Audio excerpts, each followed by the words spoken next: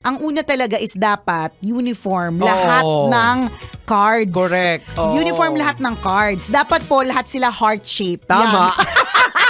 Or di naman kaya butterfly. Tama. Para malandi. Charot. Alam mo, una sa lahat, kung halimbawa talagang tayo yung gagawing endorser o kaya tayo yung bibigyan ng chance na maging bosses ng mga PWD, bilang kami po ni Diego Bandido ay PWD, no? Ang una talaga is dapat uniform lahat ng cards. Correct. Dapat po lahat sila heart shape. Tama.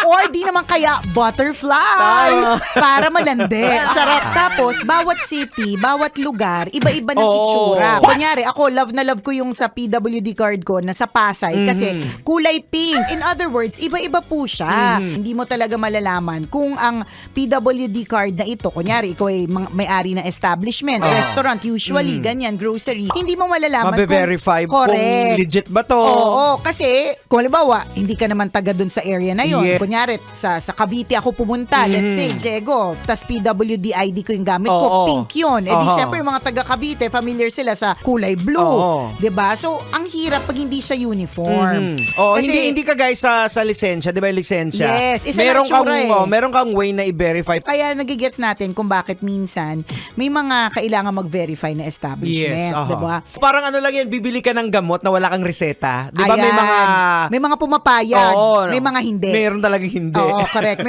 May mga hindi. Pag may mga hindi ko pinupuntahan yung butikang yun.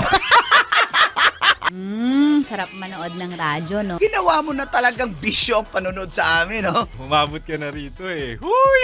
Kaya kung gusto mong tuloy-tuloy pa ang tawanan, Iyakan at kiligan, aba, I-like mo na ang video na ito. At mag-comment ka na rin, Kabisyo, Hit mo na rin ang notification bell. para updated ka sa mga kaganapan namin dito sa Love Radio. kailangan pa bang i-memorize yan?